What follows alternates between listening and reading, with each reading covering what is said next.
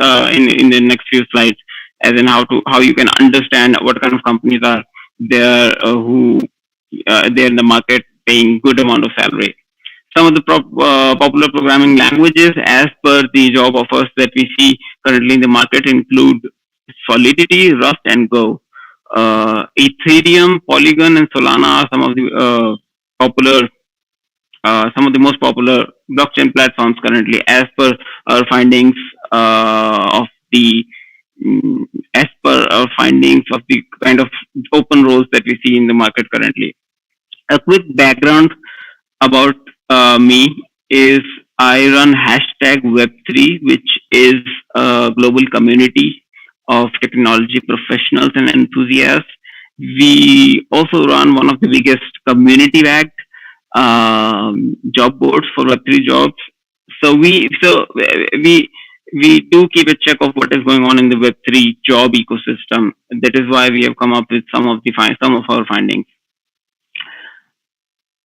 An important concept when we talk about Web3 jobs or remote jobs in particular is digital nomadism, which is, I mean, if I have to say this in a very simple language, I would I would call it, work while travel. So a lot of people in the world are traveling while working, and this, in brief, can be termed as digital nomadism. There are more than 35 million digital nomads now. Uh, I think someone's mic is on. That is creating some background noise.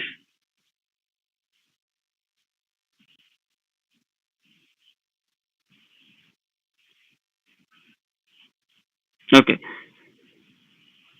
Okay, so yes, there's a good aspect here, digital nomadism. I was talking about digital nomadism, which is basically uh, traveling while working. So you can work since in Web three the teams are distributed from different parts of the world.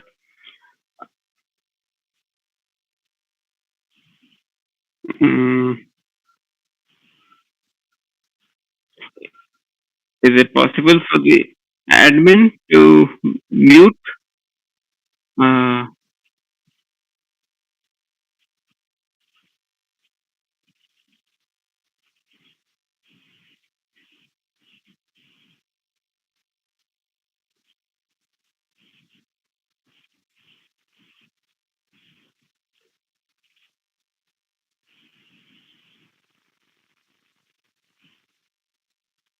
oh, sure, great. Let me share my screen again. So yes, I was talking about digital nomadism. This concept is important here because in Web three,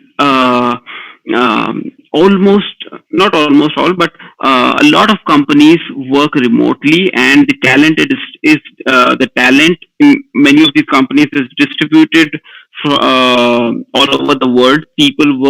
On, you know, people work from different time zones, and a lot of these people choose to work while traveling. So traveling is a dream for many people, and the remote working is enabling such an ecosystem for many.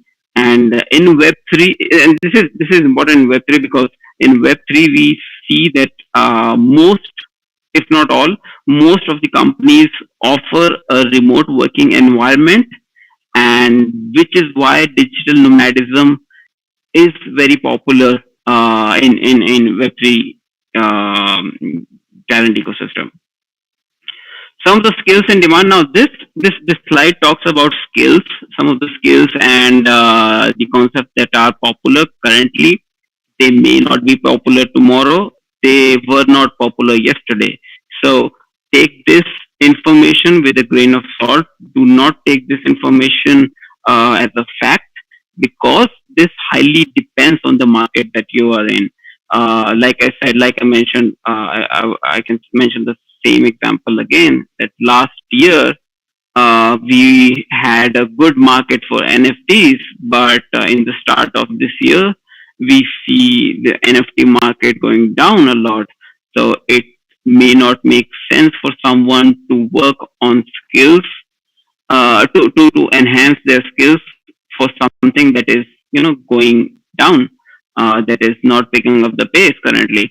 So it highly depends on what is going on in the market, what is something that people are talking about. Metaverse was something that was popular in the first half of the not in the first, but yes, let us say that in the first half of this year, and the last of part of in the second part of last year, but it is not as popular as it was in that duration. So it highly depends on what kind of market that we are in. But particularly tokenomics, cryptography for developers, cryptography for sure, cryptography, smart contract auditing, security related information, security related knowledge is something that has been evergreen in the Web3 ecosystem.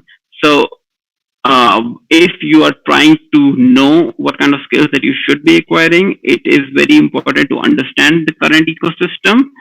But overall, there are a couple of subjects that you can always, put your focus on, which include smart contract development, cryptography, and security related protocols. It is important to understand. So a lot of people, a lot of us are migrating from Web3, from Web2 to Web3, and it is important to understand the kind of things that are different in Web3 as compared to how things happen in Web2. These are 5 steps that can help you understand how you can migrate from Web2 to Web3. These are put up. These are posted in a very brief manner. So briefly, first you have to understand what is Web3, the basic concepts of Web3. So educate yourself is the first step here. Understand what are the core terms that people use, what are the core philosophies and concepts. Then understand where you find your interest, acquire the right kind of skills. If you think that smart contract auditing or security protocols or UI, front end or back end, or whatever you find interest in, find that thing and acquire those relevant skills according to the kind of jobs that are posted in those subjects. Then gain practical experience. Now this is very subjective. You can gain practical experience by doing internships, by doing side projects, or by doing some live projects with the company, or by just being a junior developer for a company. So gaining practical experience is important because not all, but there are a lot of things that are different in Web3 as compared to Web2. So, and then the next step is to find the right kind of project for you, which is primarily possible through networking and engaging with communities of different projects. Networking can happen online or offline. If you are at a at the part of the world where a lot of events are happening, good for you. That's good for you because then you can go and find people, talk to them, learn about how things go in this ecosystem, how things work in this ecosystem. And the other way is for you to find communities, primarily offline or sorry, online communities like that on Discord or Telegram or mm, sometimes on Twitter.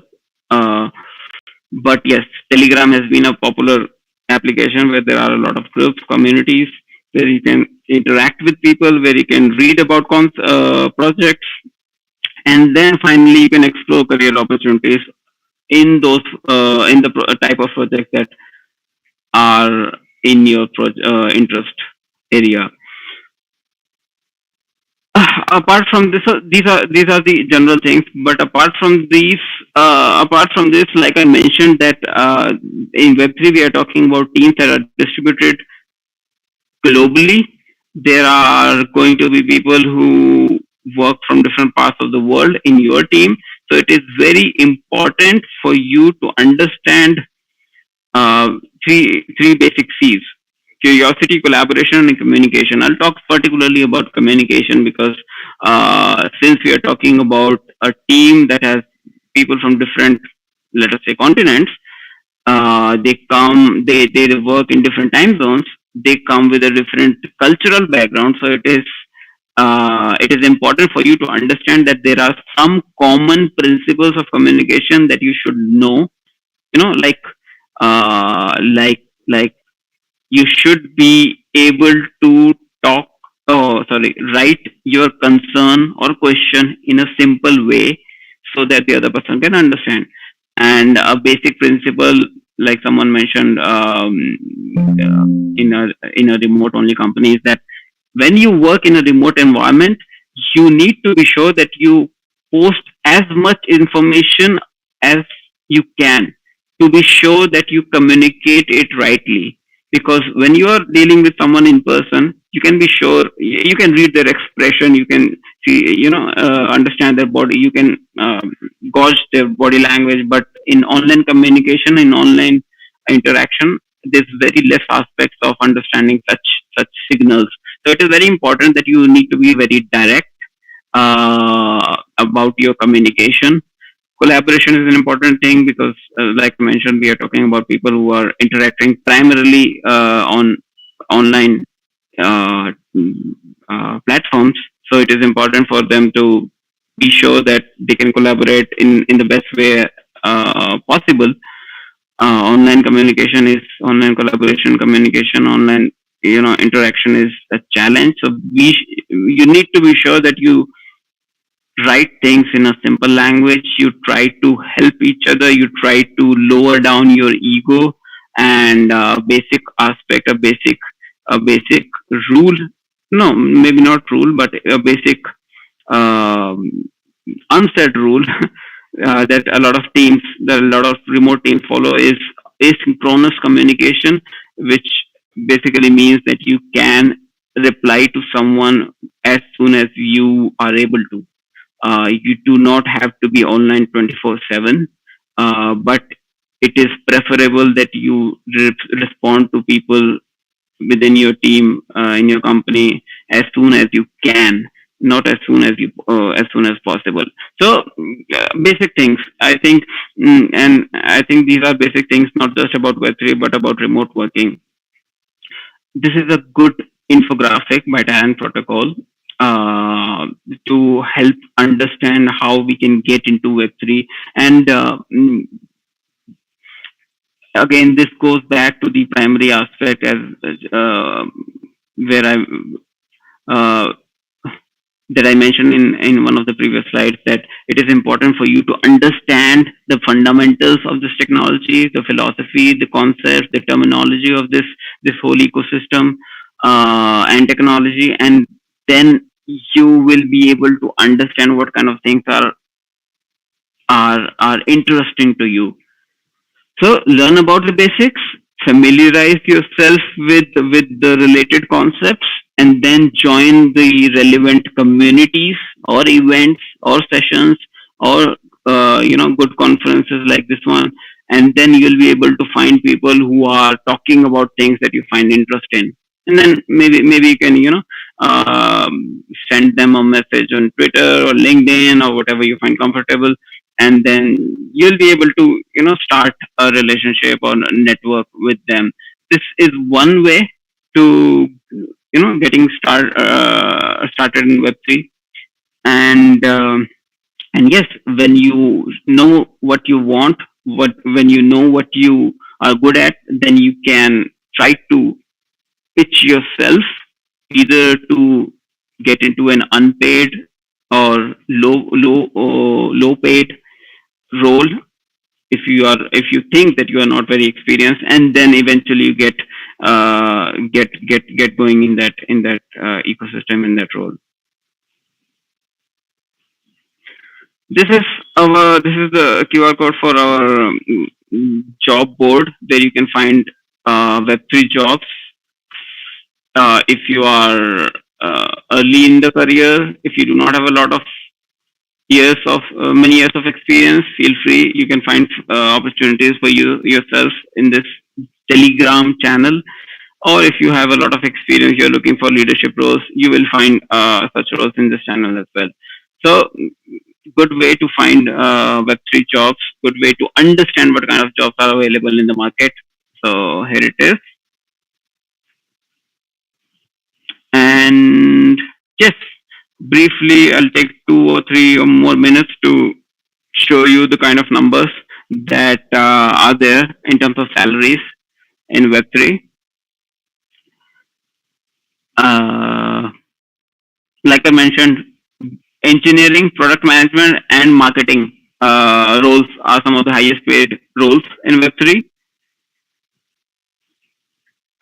And yes, that's it. Some of the other concepts, if you continue if you continue to explore more, then soulbound token is a very good concept in which you know credentials are saved as non-transferable tokens. These are being used by a lot of platforms to ensure that whatever credential or whatever you know mm, uh, can you please mute the mic? So soulbound tokens is something is a good concept here, where a lot of platforms are making sure that whatever people are showcasing, there is there is blockchain based proof of that somewhere in the chain. And a comparative or similar subject here is on-chain credentials, where basically your credentials, the proof of your credentials are saved on a blockchain. In simple terms, it is your digital certificate stored or saved on a blockchain, so that so that other companies or third parties can keep a check of the authenticity of those certificates. Then there is a concept of DAO, decentralized autonomous organizations, where you do not have a centralized authority or leadership owning that organization. So in that case, members talk to themselves. There are actually different concepts. It may not be the right topic to talk about right now, but yes, it is indeed a very interesting topic. So if you are exploring a career in Web3, make sure that you if you find it interesting to explore, what is going on, how people are exploring careers or making sure that people right kind of people join the Web3 ecosystem. These are some of the concepts that you may find interesting. And yes, I think that can be a better way of presenting this instead of me getting deeper into these subjects. So soulbound tokens, decentralized autonomous organizations, commonly known as DAOs, on-chain credentials. A lot of companies, a lot of job portals are using it, although it is still not very popular, but it is a very interesting topic that a lot of companies are trying to adopt. And then the network states by Balaji, it is again a futuristic concept talked about by only a few currently, but yes, it holds a good potential. So yes, that's all I would like to talk about in this session. Thank you very much for joining. I'm sharing the QR code of the job channel again in case you want to join the channel and you find some good opportunities in the Web3 ecosystem.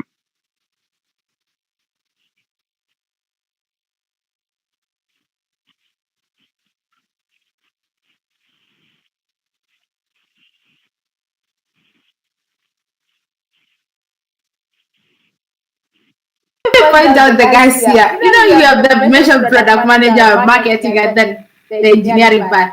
Okay, I know you might be the smart contact, so don't shift. But make the most out of your own department. As much as they are the leading roles at the moment when it comes to the most paying job, that is not all for the all products to be built. We need other departments, right? And what I believe most of the time is you need to stand out, right? You need to stand out. You need to stand out in each and every area when you kill it at your own job, you will be the standing out person. But as Padang mentioned, is we can't afford to say that also engineering, product management, and marketing are the most leading, because these are the guys who are building and putting the product out there and also marketing the products. It makes a bigger integral part of it. But for other organizations or other areas, we need to support this. We need to come together. This question goes for you, Bedang. Is you mentioned about the three departments that people can join and build on it. Yes, I know it's the most paid job, but tell us about hashtag Web3. Do you only take these three departments, or how do you do to upskill your own Web3 enthusiasts? Can you say the last question? Can you ask the question again? Yes. So, what are you doing to make sure that you are upskilling your own developers, not only on the three mentioned jobs, but the other areas? What are you doing as hashtag Web3?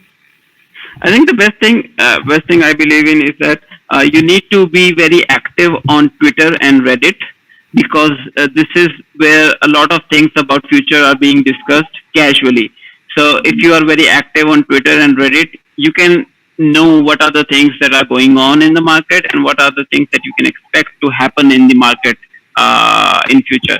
So it is important to keep in touch with what is happening in the market, because suddenly in the first part of this year, suddenly we saw a downfall of NFT market.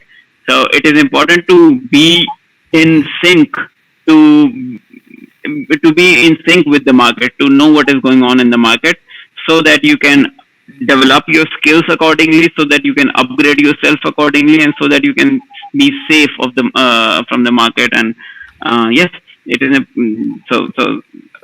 I mean, the concluding thought here is that be active on Twitter, Telegram, or Reddit, where Web3 concepts or web things about Web3 are being discussed. Thank you so much, Bedang. Could you also share with us your own social media, and also that when somebody needs to learn more, to follow up with you, and to understand more what you are doing, are able to catch up with you? Sure. How do you want me to share that? So you can share in what verbally, but I'll also reach you out as we sharing our recordings to the attendees. Sure. You and feel free to ask me a question if you want. My name is the same that you can find on social media, Vedang Vatsa. Thank you very much for having me. Thank you so much, Padang, for joining us, for your time to come and share with us the valuable lessons that you have. Yeah, back to you again, listeners. We have our amazing session with Badang. Make sure that you're making that tweet, the lessons that you have learned from him, the things that you have learned. Make a tweet, make a post in LinkedIn, make it Facebook, IG, name them, right? But also join hashtag Web3 community. Learn what is happening there, what is going on there, network. Also, Vedang mentioned something that is really important, that we also need to join the communities in Telegram, in Reddit, right? So that we're able to stay on forefront of this amazing technology that is happening. Yeah. On the other side, also do that. So we are going to get to the last lessons of today, of the day one of Coder Africa conference, hosted by Memoir Africa. And Memoir Africa is the leading Web3 developer ecosystem that are also onboarding and nurturing developers from Web2 to Web3 and other emerging technologies. And Memoir Africa are doing a lot to make sure that these services are doing. So they are using the Memoir Dev Hunters, Memoir Dev Hours, they're using bootcamps, we're hosting bootcamps, we're hosting hackathons. Memoir also have partnered with over 40 plus universities, right? So if you are not in that university that Memoir is, make sure you are typing us, tweeting us, tagging us on LinkedIn, telling us we need to be in your school, because This is the time that we are all making the revolution of Africa using Web3, using any other emerging technologies, and this is why we have Code Africa Conference to make sure that they are bringing us together to come and learn, create network, but mostly get to hear from experienced developers and founders who have been doing in the space for quite a while, right? That have experienced all ups and downs, right? That are able to tell us how can we start, where can we step that we can share.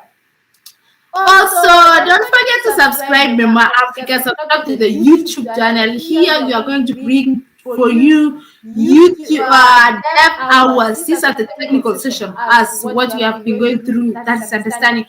Come join us, join our communities in Memoir Africa. You are able to get these upfront, the updates that you also need. In our last session, we have not only one person that is really famous and the person who cracks jokes when he teaches the technical lesson. I love joining Jordan's session most of the time because I know I will love in that session. People are afraid about, developers are technical, developers don't talk, developers are serious faces 24/7. But what I've learned myself is that is not true. You need to explore the other side. And Jordan has been doing a lot on the space of Web3, mostly Kenya educating. He has a lot of mentees. Yeah, every now and then I meet developers on the side that are like, okay, Jordan is my mentor. Jordan told me, Jordan told me, right? And we are bringing we are bringing him to you today. Only is going to share the experience that he has had in Web3, rebuilding Web3, and the right ways that he's mentoring his own mentees. Because I mean, the way his mentees are talking earlier about that, I don't think you need to miss out on him. Go on the social media, is by the name Jordan Muthemba in every social media that you need to get. And he's a very sociable person, so you are able to eat him, tell him, I've seen, I've had this. I also need a Web3 developer. Welcome, Jordan. Thank you, Jerop. I hope you can hear me. Yes, I can hear loud and clear. Okay, awesome. Thank you for that amazing introduction. So my name is Jordan Muthemba. I'm a smart contract developer, and I've also been part of a lot of initiatives in terms of educating developers, as Jerop has mentioned.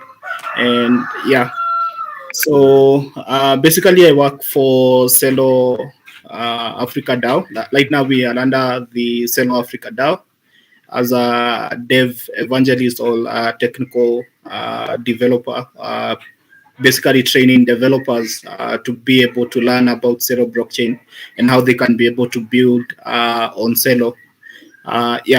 So today I'll be sharing how you can be able to harness the power of Celo blockchain through MiniPay. So MiniPay is a wallet that has been created and that has been created under the Celo blockchain, which is a non-custodial wallet. You still have access to various the same features you access through MetaMask, through other Web3 applications. You still be able to have a good feel of it, and it's one of the ways we want to make sure that people adopt blockchain without really knowing they are losing blockchain technology, kind of the way account abstraction is. So we are removing that concept where you have to memorize your wallet address, and we are using phone mapping through a library known as Social Connect, which has been built on Celo blockchain. So I think without wasting time, I'll share my screen. Hopefully it's gonna be is it okay if I share my screen, Jerop? Okay, awesome. So I hope you can see my screen on your side. Okay. So throughout this session, we'll learn more about Celo blockchain and how you can be able to leverage the technology. I know there have been other guys like Idris, Ferit, and Fidi, and the guy from the audit company for auditing smart contract. Yeah. So the main agenda for my workshop today will be introduction to what Celo is, getting started Celo, how to build, getting started on Celo, how to build some of the frameworks that you can be able to use on Celo. That is the Celo Composer if you're a front-end developer. And then we have Celo Composer backend or the smart contract side. You will be able to learn about different technologies that you can be able to use when it comes to Celo. And then I'm going to do a small demo. Hopefully it won't be, or I'll show some of how you can be able to build an application using Celo blockchain on MiniPay and be able to host it on MiniPay. Okay, awesome. So Celo Africa DAO has three major guys, which are the technical team from various countries. That is Celo Nigeria, Celo Uganda, and Celo Kenya, which I lead the technical side of it. Yeah. And then we have Brisa from Uganda, and then Aziz from Nigeria. So what is Celo? So Celo is a blockchain. The blockchain protocol, which currently moved into layer 2 scaling for Ethereum, which is really awesome. It means more liquidity for Ethereum ecosystem, and also a way to also be able to scale your applications using the Celo blockchain. So you can read more about the Celo layer 2, moving on to layer 2 scaling for Ethereum. Yeah. So Celo is on a mission first, planet positive blockchain ecosystem, leading a very thriving digital economy in Africa and in other countries. It's a mobile first blockchain. That is another thing. So we're gonna see that in the Celo features. So some of the Celo features are Celo is carbon neutral. It's carbon neutral, uses proof of stake, which is an EVM layer 1, but currently moved on to layer 2. It's optimized for mobile first, so it means that all the application or all the dApps have been optimized for mobile application. Remember, in Africa we have a cross, I think around half a billion or something devices. I don't have the exact number, but that is the number of mobile devices which are available in Africa. So the other one is the transaction takes 5 seconds. It has the ability to be able to pay transaction fee with local stable assets, which is far cheaper than Ethereum. Yeah. So what that means, if you are transacting using MetaMask, or if you are transacting a coin or a token that has been built maybe on Ethereum blockchain, you can only be able to use Ethereum to transfer that token. But if you for the transaction fee, but if you have CUSD and you want to transfer another token, you will still be able to use the stable currencies to be able to pay for the transaction fee. It's called the fee currency for the developers. Yeah. Then we really are very bullish on regenerative finance. That is the ReFi. So people who are building carbon trading platforms, such applications, and also who have initiative in carbon negative or helping with climate change. So the other thing is there is a lot of possibilities, like I've said. Some of the possibilities that you can be able to do with Celo is you can be able to build decentralized payment solutions. You can also be able to build mobile DeFi, which is very ultra light client, which makes it easier to be able to build for 6 that is the number of phones in the world. That is 6.6 billion smartphone users around the world. So you can also be able to build apps with the resources and integrate to the design with real world users. So how do you get started with Celo? So getting started with Celo, you need to have token. Faucets token. These are free tokens that you can be able to use to be able to do the deployment of smart contract. So basically, the way you would deploy a smart contract on Solidity using Solidity, it's the same thing. Nothing changes when it comes to Celo blockchain. Remember, it's a fork of Ethereum. So you also need a code editor like a VS Code and also the necessary extension. You also need to have NPM installed or Node installed. So you also need to set up MetaMask. I'll share these resources so that you can be able to go through these resources on your free time. So you can set up MetaMask, download it, install it for your browser. If you're using Chrome, if you're using Brave, you download for Brave. If you're using Firefox, you download for Firefox. And then you agree and create a new wallet. So remember to save your seed phrase in a very secure place. Paste it because you may need the seed phrase later or your private key later. Also make sure you create a password that is secure and also easy to remember.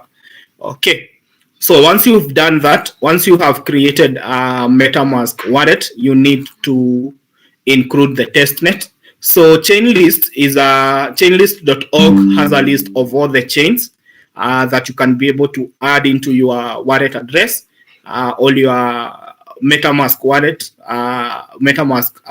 if it doesn't have the testnet included in MetaMask. So there is a lot of networks we have like Polygon, MetaMask, Ethereum, Binance Chain, all those chains. But by default, MetaMask or most of the wallets have Ethereum wallet address. They have by default the Ethereum network, both mainnet and testnet. So you need to add the Celo Alpha Holes testnet to be able to do the building. If you're using limits, if you're deploying using Hard Hat, you do need to add the Celo Alpha Holes testnet. So this is the link to be able to get the test token. It's faucets.celo.org. And then you copy the wallet address, you paste, you get free tokens to be able to test your smart contract and also to be able to deploy your smart contract. So these are some of the dev tools that you will need. I've already spoken about Node.js, NPM, and a VS Code. So once you do that, you can try to do sending. You can do sending. You also need to have knowledge or get familiar with libraries like Web3.js and ContractKit. So Web3.js and ContractKit have similarities. So ContractKit helps you to connect to the Celo blockchain, but still you can be able to use Web3.js to be able to connect to the Celo blockchain. You just have to configure the provider. So by default, Web3.js has Ethereum blockchain by default, but you can configure the Web3.js library to be able to communicate with the Celo blockchain. But if you are lazy, you can use the Celo ContractKit, which is already configured with the Celo network configurations. So the other thing, once you do start building, there are ways you can be able to start building a dApp or your dApp in minutes. so you can use the Celo Composer.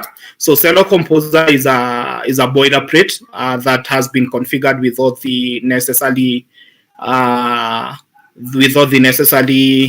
libraries, configurations. If it's hard hat and if it's fronted, it has already been configured. So you don't have to like reconfigure everything. So you just do npx create Celo Composer, a new project, and then you choose how you want your project is. So it has been configured. It has been pre-configured with React Native. If you are a mobile developer, React, that is React or Next.js. If you are a web developer, Flutter. If you are a Flutter developer, Hard Hat, it has been pre-configured with Hard Hat. It also has been pre-configured with Graph. So you just download the boilerplate and get started building. The other place, if you are beginning, if you are a new user, not user, but if you are a beginner or a newbie in blockchain development, and you really want to explore tutorials on how to be able to build on Celo, you can visit Celo Academy. It has a lot of tutorials which have been built with developer in mind. So if you want to explore maybe Flutter and you have no idea of how to get started with Flutter, and you don't want to like change your tech stack to React Native, you will be able to find a tutorial on Flutter and you will be able to like learn. If you are more of a hardcore developer, you can explore the Celo documentation, learn more about the Celo, maybe something like Social Connect, Celo React, which is kind of a rainbow or Wallet Connect library that helps you to connect to the Celo blockchain. So there is a whole lot of documentation there on Celo. You can also learn more about MiniPay on the Celo documentation. But above that, if you really like incentives to be able to learn, if you're a developer who gets incentivized to be able to learn, you will need to head over to Decade. So there are different communities on Decade, and there is also different bounties on Decade. Celo has like 5 courses there on Decade, and then you can be able to learn and study and be able to explore the Celo blockchain and be able to learn more. Apart from that, once you finish up learning the courses, you get rewarded once you submit your projects, and you get rewarded with a certain amount of CUSD or Celo. So head over to Decade, learn, and earn. Okay, so I've talked about Celo Composer. I will just do a brief introduction, and then we'll head over to VS Code to be able to see how you can be able to incorporate MiniPay into your DApp. Some of the changes that have occurred. I don't know whether it will be possible to share this on my phone, but you do need. But I'm gonna guide you on that.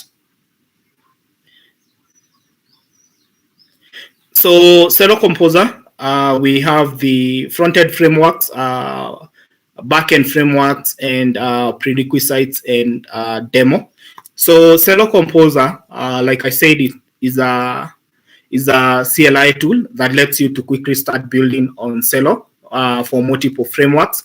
That includes React, React Celo or Rainbow Kit Celo. For developers in the house, they already know what React Celo or Rainbow Kit does.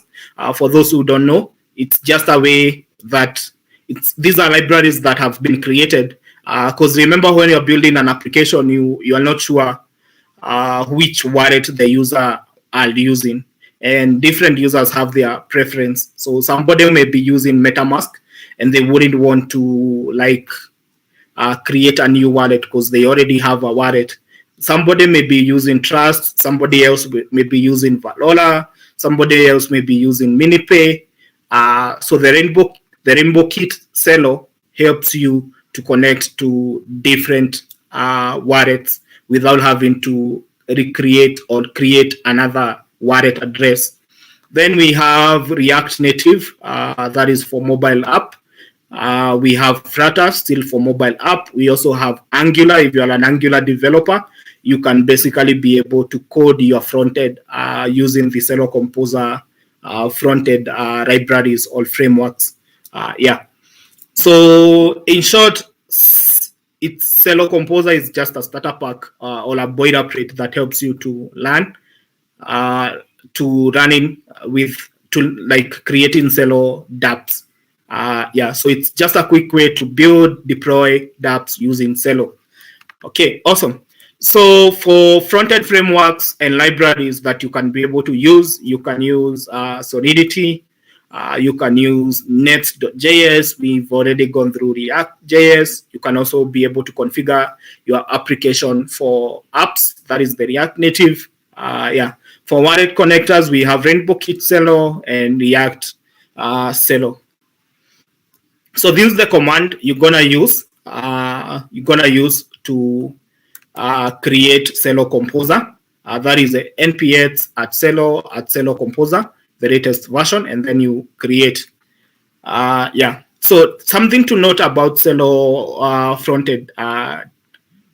So every dApp must provide a Wallet Connect Cloud project ID so that they can be able to enable, so that you can be able to connect to Wallet Connect version 2. This is just an update from Wallet Connect version 2. If you're using Rainbow Kit, so Rainbow Kit has adopted the Wallet Connect legacy connector. That is the connector in WAGMI for continued Wallet Connect version 1 support. Yeah, so you still have, if your project is still in the legacy connector, you can still be able to use the WAGMI and to be able to support version 1. But I would highly recommend you use Wallet Connect v2. Yeah. So for smart contract backend or kind of backend, you have different tools like Solidity, Viper. So Viper is more of, it's a Pythonic language. If you're a Python developer, you will be able to easily understand.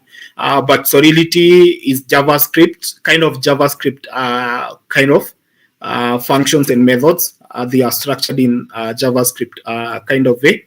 And another thing about Solidity is that it has a very wide community. So when you're choosing a language as a developer, it would be best to choose a language that has a wide community because you will be able to find solutions faster for your bug, rather than when you are there, maybe you may find yourself as the one and only in who is using that particular language.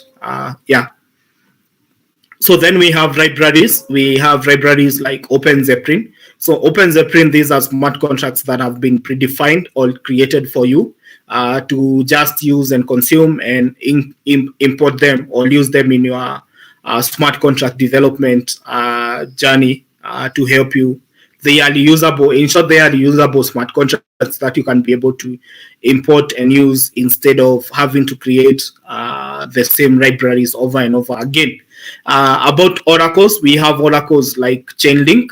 So oracles for smart contract development like Chainlink, they help smart contracts turn into hybrid smart contracts with the facility for including an off-chain component and connection with the real world.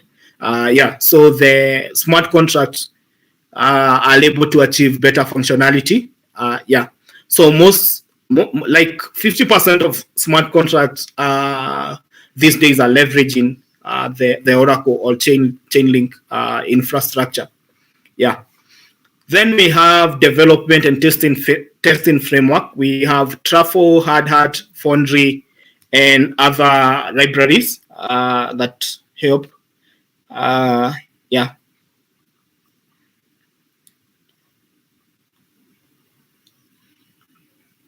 So yeah. Then we have crypto wallets for helping you interact with test and mainnet. And then we have the main and test network. Yeah. So this is a structure of or architecture of a DApp and an app. So basically, let me hover if you can see my pointer where it is. So this one is an architecture of a centralized application, which has a centralized database. And then the payment processor is also centralized. So the payment processor manages a different database of payment, and the database or the application database is different. So we have different databases which are managed by different entities. So maybe in your app, the way we have been structuring a Web2 application, you have an e-commerce platform. Let's say, for example, like Jumia, or a company X has a centralized database where they manage the user information, cart information, and all that information about the user. But then the payment, it's processed, and then the payment part is managed by two different companies. So for this case, it could be PayPal. So PayPal handles some of the payment details and data, because they also have your information there. And then an e-commerce X, let's say Amazon, have their own separate database. And then these are two centralized databases. So which sometimes they bring up conflict of accountability and such. But now when it comes to smart contracts, or when it comes to decentralized application, the crypto wallet and the smart contract data is kind of managed in one place. Like the payment processing all are in the blockchain. So you don't have to like manage two or even three databases or different databases for third-party services and such. Yeah. So you have the client, you still have the client URL, and you still have the application server. So it's basically the same. Just the only thing that changes is how you store data and how you get data. So data is only stored in the blockchain, and the smart contract is also stored in the blockchain. So the only change with Web 2 and Web 3 is just how you handle data, or how you store data when it comes to Web 3. That is the only change which is visible. Okay, so I think we've talked more about smart contracts. So one of the key benefits of smart contract is they are effective. They have efficiency. They are transparent. The data on the blockchain is available for everyone to be able to see. There is no room for misinterpretation or lost documents. So basically, raw is a popular expression that describes this behavior. Then there is also cost reduction. So if you go back to the architecture of a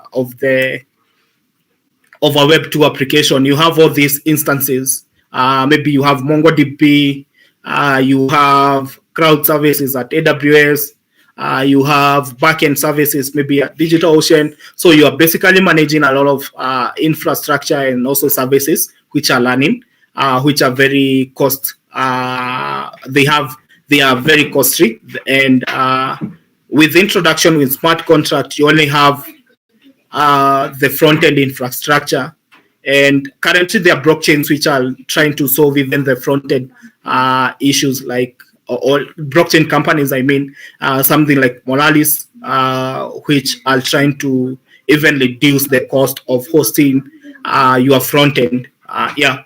So there is cost reduction. Yeah. Then there is also security. That is also another benefit for smart contracts.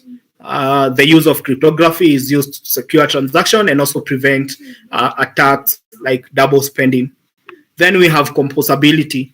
So the good thing about smart contracts is that you don't have to think like, when you are starting to build a smart contract, you don't have to think about how do I how do I back up my database? How do I expose my APIs? So once you create your smart contract and you deploy it on Celo blockchain or any EVM blockchain, you have open APIs which anybody can be able to consume and use, and also integrate your smart contract in their own smart contract. So composability is easy, and maintainability is also easy when it comes to maintainability. Upgradability, somehow it's a little bit expensive because there is a lot of coding, like you need to have proxy smart contracts and such to be able to add them, so that you can be able to have to be able to do upgradability. So I mentioned about Solidity. I'm not gonna go deeper into Solidity.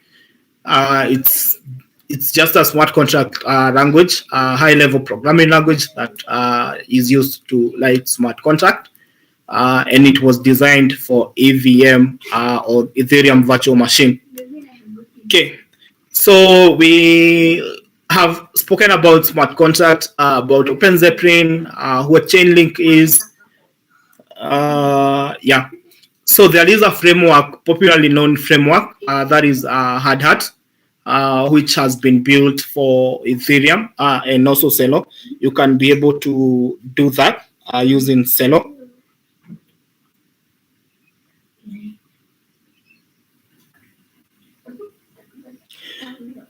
And yeah, so as such, it helps coders and developers be able to manage tasks and also be able to inherit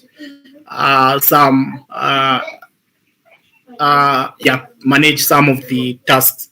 Yeah. So this is how so there are two. There is the Celo Composer. Let me just move on. So this one is for Celo Composer. So as you can see, this one has packages. The way I was telling you that the Celo Composer is already pre-configured with everything. So inside the packages, you have Hard Hat, and then you have the React app, and then you have the packages.json. You have everything. So this one is a standalone Hard Hat. So the folders and file structures or folder structure is the same. So here we have the artifacts where the ABIs or the JSON ABIs are compiled into.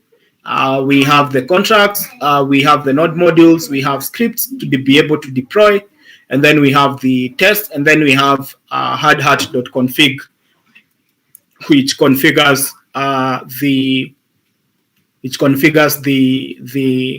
environment to be able to deploy your smart contract either on local development or testnet. Yeah, so I won't do a smart contract demo. I know a lot of people have already done the smart contract demo, but what I'll do, I'll share something important because the agenda of today was to share about MiniPay. So I don't know if you can see my VS code. Jerop, can you see my VS code?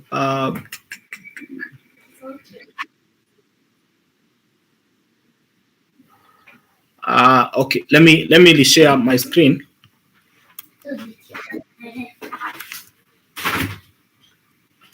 How do I stop sharing? Oh, okay.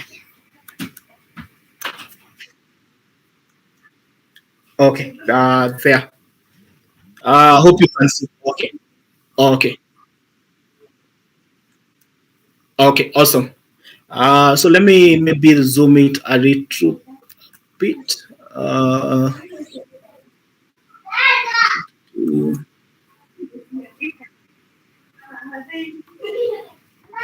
So I hope you. Okay. Awesome. So it's zoomed. So okay. So these are standalone application that I created, which has what we call, it's a React application using TypeScript.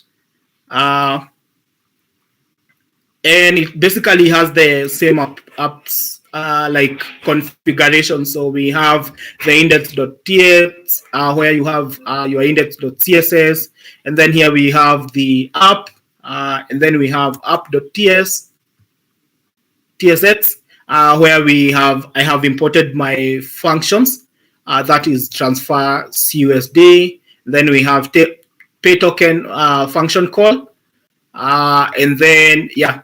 So the most important part that I want us to take a look at is the dapps folder.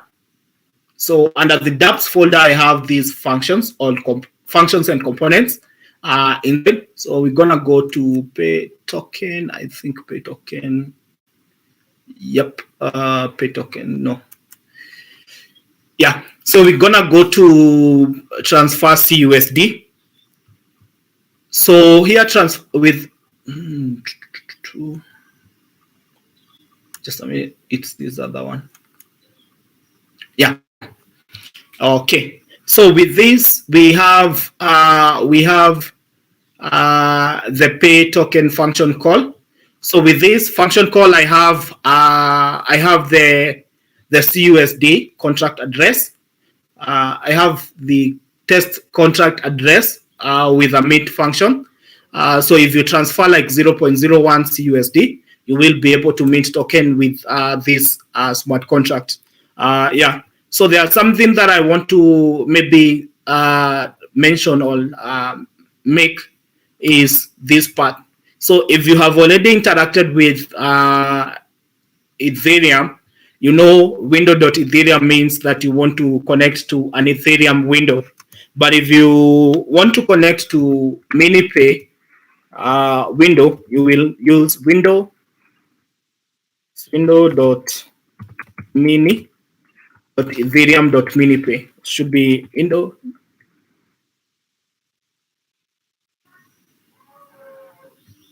Should be window.ethereum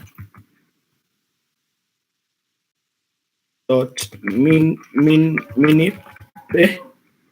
Yeah, like that. So what basically this will do, it will connect to your MiniPay app.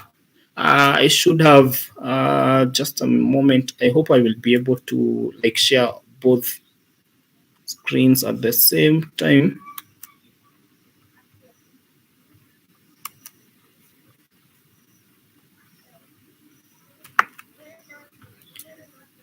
Just a minute.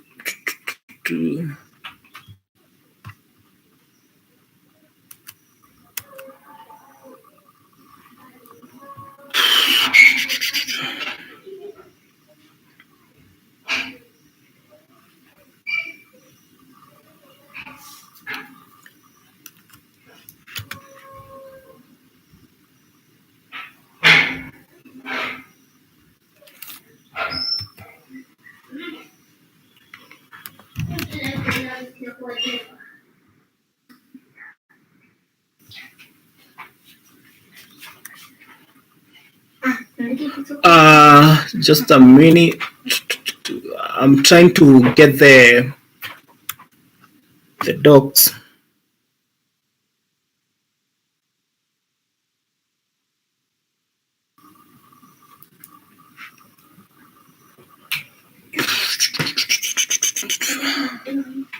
Okay, awesome. Let me see if I can be able to share both.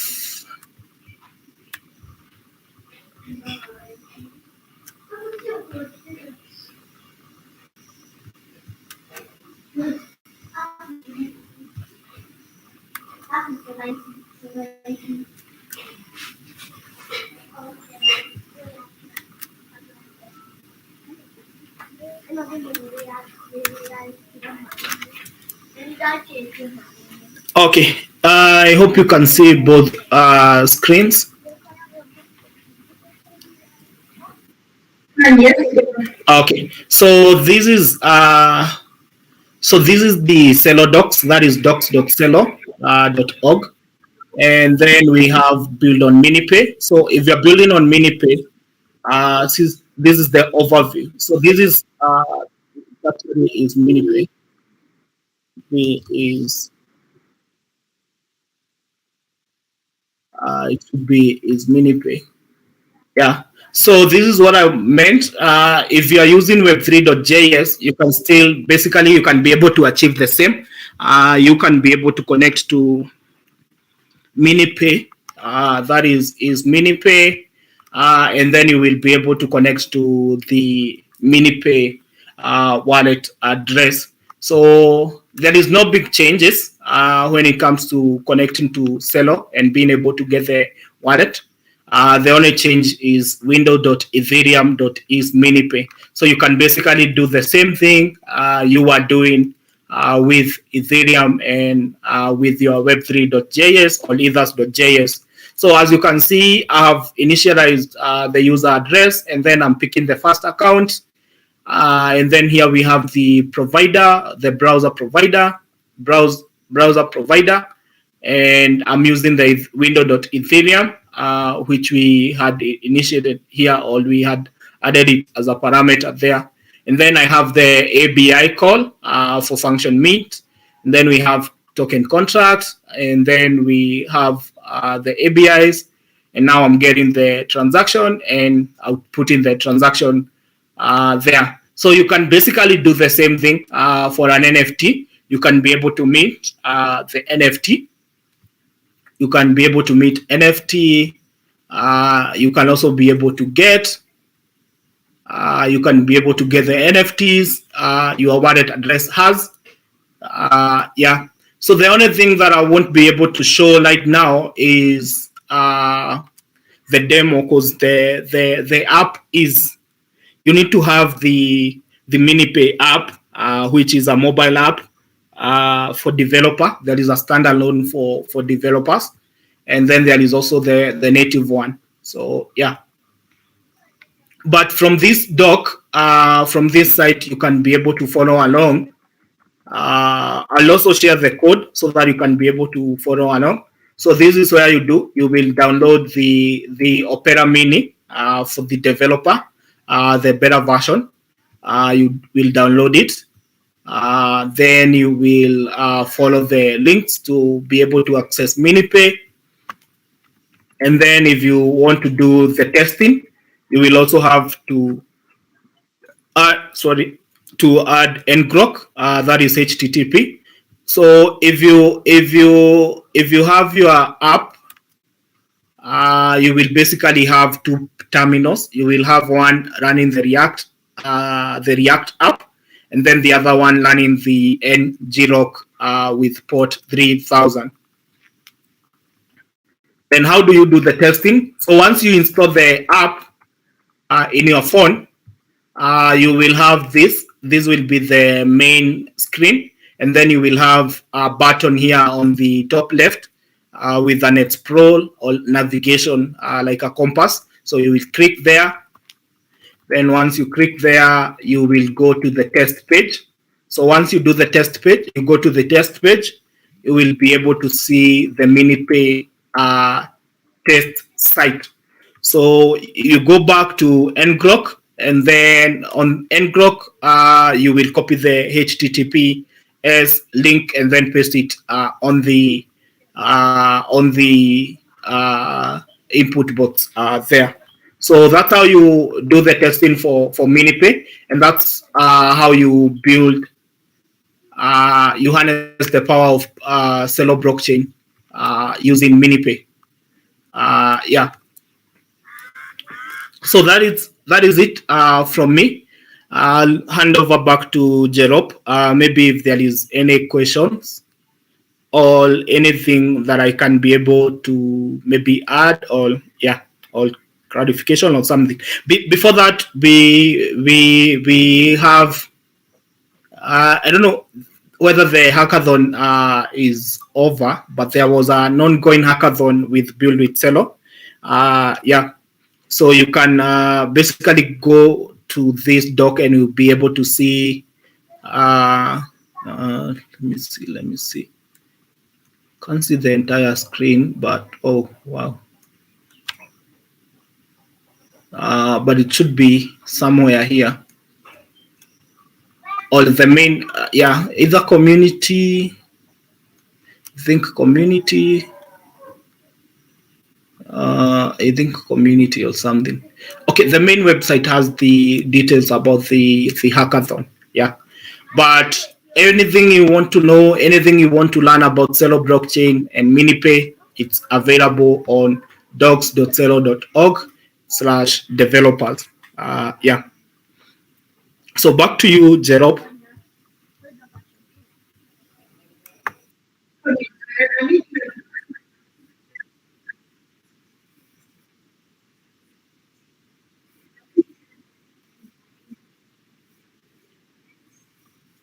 Yeah. So you can find it here. I don't know how will. Yeah, yeah. I'll share on your inbox, and then you will share it on the chat. Let me do that right now.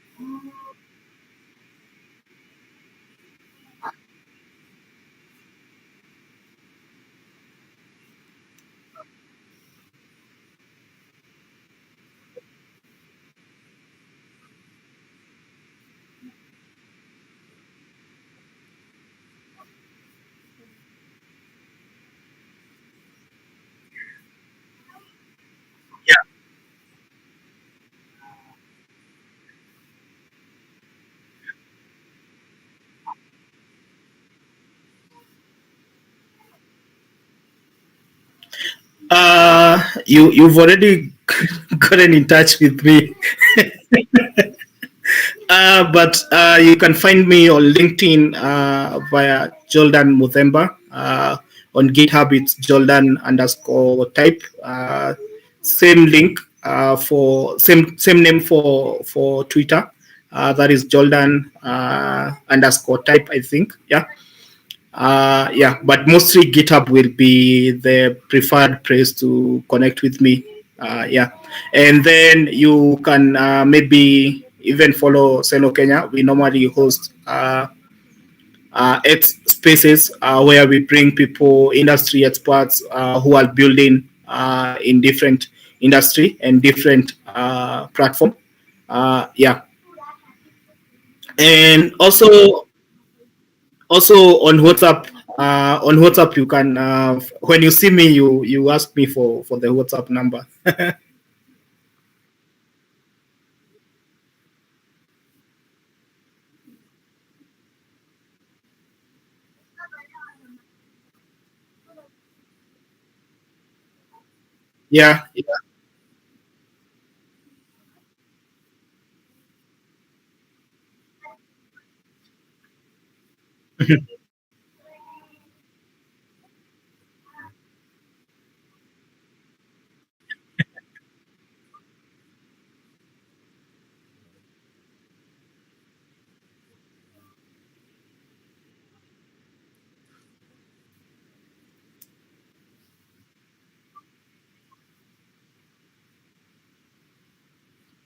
Yeah, yeah, we do need developers in the space, but apart from just needing the developers in the space, we need founders and people who also have solutions which developers can also be able to build.